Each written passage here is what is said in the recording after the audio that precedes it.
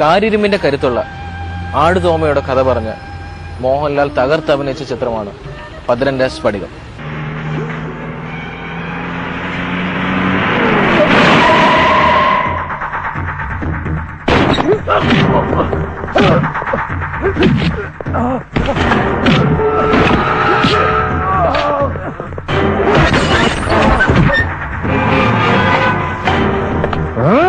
പരുക്കൻ യാഥാർത്ഥ്യങ്ങൾ നിറഞ്ഞ ഒരു ബാല്യകാലമായിരുന്നു ആടുതോമയുടെ.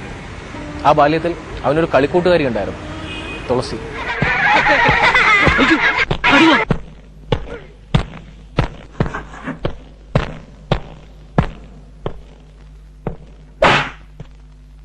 ആരാടാ എഴുതിയ? ഞാനല്ല. പിന്നാരടാ? എനിക്കറിയില്ല. നീ പറയും, ഇല്ലെങ്കിൽ എന്റെ ലാടം നിന്നെ കൊണ്ട് പറയിപ്പിക്കും.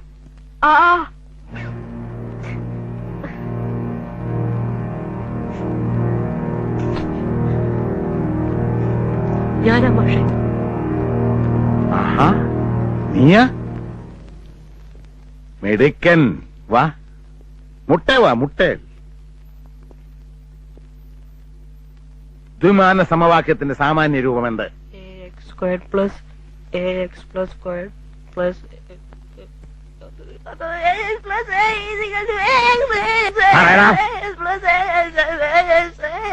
ഒരുത്തം കെട്ടവൻ പഠിക്കാൻ വന്നിരിക്കുന്നു.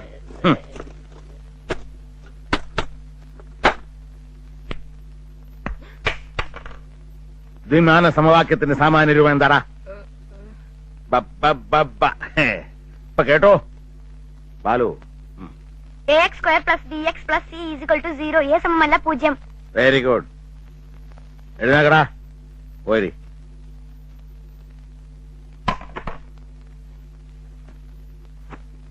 പിടിക്ക. ബാലു ഇരിക്കുന്ന സ്ഥലം തുടച്ചു കൊടുക്ക്. നിനക്ക് പറ്റിയ പണിയതാ. വേഴഞ്ഞല്ല.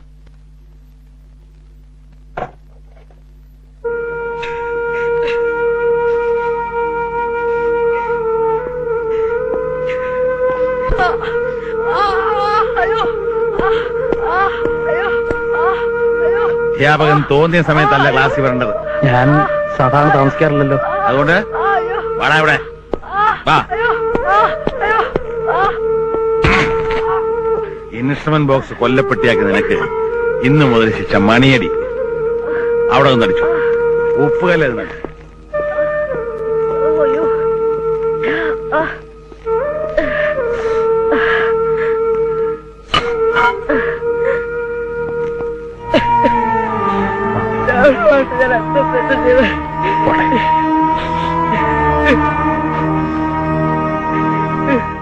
കാഴ്ചക്കാരിൽ സ്നേഹം നിറച്ച ഈ പെൺകുട്ടി ഇന്ന് എവിടെയാണ്?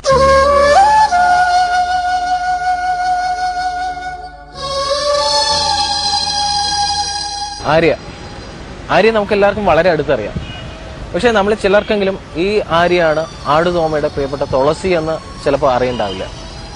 എന്നെ സംശയം ഇതൊന്നുമല്ല. ഈ ആര്യ എങ്ങനെയാണ് ആടുതോമയുടെ പ്രിയപ്പെട്ട തുളസിയായി മാറിയത്? ഞാൻ 6ാം ക്ലാസ്സിൽ പഠിക്കുമ്പോഴാണ് സ്ഫടികം എന്ന സിനിമയിൽ അഭിനയിക്കുന്നത്.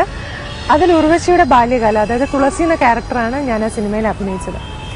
അതിലേക്ക് എങ്ങനെയാണ് ഓഫർ വന്നതെന്ന് വെച്ച് കഴിഞ്ഞാൽ, അതിനു മുമ്പ് മറ്റൊരു സിനിമയിൽ അഭിനയിച്ചിരുന്നു, ബട്ടർഫ്ലൈസ് എന്ന മോഹൻലാലിന്റെ ചിത്രം തന്നെ. അതിൽ അഭിനയിച്ചിട്ടുണ്ടായിരുന്നു.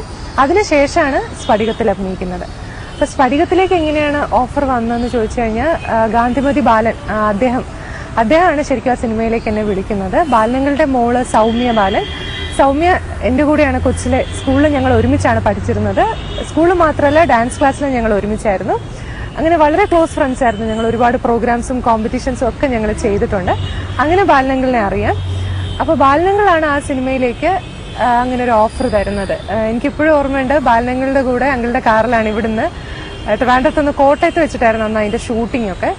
കോട്ടയത്ത് ഒരു തറവാട്ടിൽ വെച്ചിട്ടായിരുന്നു സ്ഫടികത്തിന്റെ ഷൂട്ടിംഗ്. അപ്പോൾ ട്രിവാൻഡ്രത്തുനിന്ന് ഞാനും അച്ഛനും അങ്കിളുടെ കാറിലാണ് കോട്ടയം വരെ പോയത്. അവിടെ ചെന്നിട്ട് ഭദ്രൻ സാറിനെ മീറ്റ് ചെയ്യായിരുന്നു. അന്ന് 6ാം ക്ലാസ്സിന്റെ ആ ഒരു വെക്കേഷൻ സമയത്തായിരുന്നു. അപ്പൊ പ്രത്യേകിച്ച് അങ്ങനെ അസൈൻമെന്റ്സോ അല്ലെങ്കിൽ വേറെ പ്രോഗ്രാമോ അങ്ങനെയൊന്നും എനിക്ക് ഉണ്ടായിരുന്നില്ല ആ സമയത്ത്. അപ്പൊ അമ്മ അച്ഛനും അങ്ങനെ തീരുമാനിക്കായിരുന്നു, എന്നാൽ ഈ സിനിമയിൽ അഭിനയിക്കാം, നല്ലൊരു ഓഫർ അല്ലേ, പ്രത്യേകിച്ചും ബാലനങ്ങളെ പോലൊരു വ്യക്തി പറഞ്ഞൊരു കാര്യമല്ലേ. അങ്ങനെയാണ് സ്ഫടികം എന്ന സിനിമയിൽ തുളസി എന്ന ക്യാരക്ടർ ഞാൻ ചെയ്യുന്നത്. ഓഹോ, അപ്പോൾ ഈ പരിപാടി ഇതിന് മുമ്പേ തുടങ്ങിയിട്ടുണ്ടല്ലേ? പക്ഷേ എനിക്ക് പെട്ടെന്ന് ആലോചിച്ചിട്ട് ബട്ടർഫ്ലൈസിലെ ക്യാരക്ടർ ഏതാണ്? ബട്ടർഫ്ലൈസിൽ ഏതായിരുന്നു ക്യാരക്ടർ? എന്താ ചെയ്തിരുന്നതിനകത്ത്? അതിനു മുമ്പ്, അതായത് സ്ഫടികത്തിന് മുമ്പ് ഏകദേശം 1 വർഷം ഗ്യാപ്പ് ഉണ്ടെന്ന് തോന്നുന്നു. അതിനു മുമ്പാണ് ബട്ടർഫ്ലൈസിൽ അഭിനയിച്ചത്.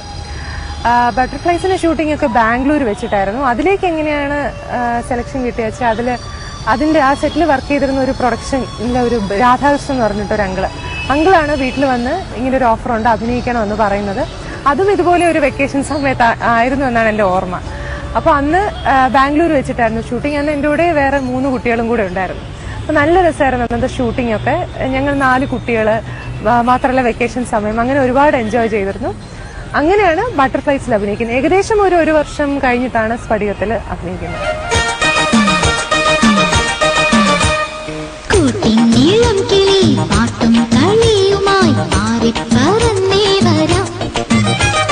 പുന്നാരം ചൊല്ലും നീ മന്ദാരച്ചോലയിൽ ഇമ്പം ചൊരിഞ്ഞേ വരാം. കൂട്ടിനീളം കിളി പാട്ടും കളിയുമായി മാറിപ്പറന്നേ വരാം.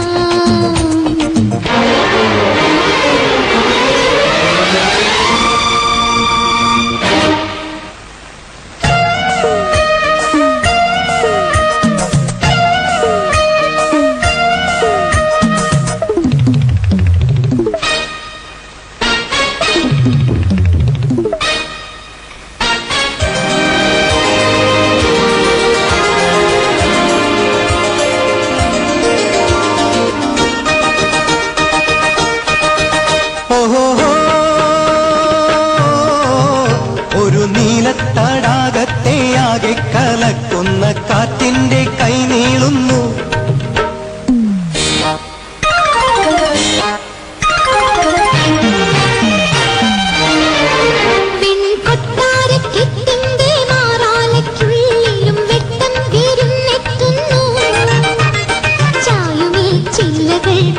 ചൂടും നീ പൂത്തൊരാ കാവുകൾ നൃത്തമാടും. വെയിലാറുമ്പോൾ കടലാകുമ്പോൾ വഴികളായ വഴികളെങ്ങും അരിയനിടലുമായി കൂട്ടിനീളം കിളി പാട്ടും കളിയുമായി പാറിപ്പറന്നേ വരാം. ഞാനെന്ന് ഇത്ര 6ാം ക്ലാസ്സിൽ പഠിക്കുന്ന ഒരു കുട്ടി ഒരു സൂപ്പർ സ്റ്റാറിനെ ആദ്യം കാണുമ്പം എല്ലാ മനുഷ്യർക്കും ഒരു എന്താണ് ഒരു സന്തോഷം, ഒരു എക്സൈറ്റ്മെന്റും ഒക്കെ ഉണ്ടാവില്ല. അതേ സെയിം പ്രതീതി തന്നെയാണ് എനിക്കും ഉണ്ടായത്. കാരണം നമ്മൾ സിനിമയിൽ അല്ലെങ്കിൽ TV-യിൽ മാത്രം കാണുന്ന ഒരു സൂപ്പർ സ്റ്റാർ, അദ്ദേഹം എൻ്റെ കൂടെ ഒരു സിനിമയിൽ അദ്ദേഹത്തിന്റെ കൂടെ അഭിനയിക്കാൻ ഒരു ചാൻസ്. അപ്പോൾ കൊച്ചുകുട്ടിയായിരുന്നെങ്കിൽ എനിക്ക് വളരെയധികം സന്തോഷമായിരുന്നു. പിന്നെ കുറച്ച് പേടിയുണ്ടായിരുന്നു, വലിയ സ്റ്റാറൊക്കെ അല്ലേ, എങ്ങനെയാണ് അഭിനയിക്കുന്നതെന്നൊക്കെ. പക്ഷേ നിങ്ങൾക്കെല്ലാവരും, ഞാൻ പ്രത്യേകിച്ച് പറയേണ്ട ആവശ്യമില്ല, എല്ലാവർക്കും അറിയാം അദ്ദേഹം വളരെ നല്ലൊരു ജോളി ആയിട്ടുള്ള ഒരു വ്യക്തിയായിരുന്നു. ആ സിനിമയുടെ സെറ്റ് എന്ന് പറഞ്ഞാൽ ഒരുപാട് സന്തോഷമായിരുന്നു. കാരണം ബാംഗ്ലൂരിൽ ഒരുപാട് എൻജോയ് ചെയ്തു. എൻ്റെ പ്രായത്തിലുള്ള തന്നെ എന്നെക്കാൾ കുറച്ച് പ്രായ വ്യത്യാസമുള്ള 2-3 കുട്ടികളുണ്ടായിരുന്നു. അങ്ങനെ ഞങ്ങൾ വെക്കേഷൻ ശരിക്കും പറഞ്ഞാൽ ആസ്വദിക്കുക, എൻജോയ് ചെയ്യായിരുന്നു ആ ഒരു സെറ്റിൽ.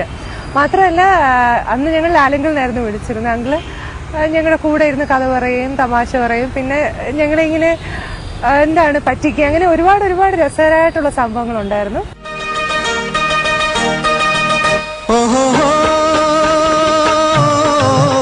ഒരു ഗാനപ്രവാഹത്തെ പാടെ മുറിക്കുന്ന താളപ്പിഴയാവുന്നു.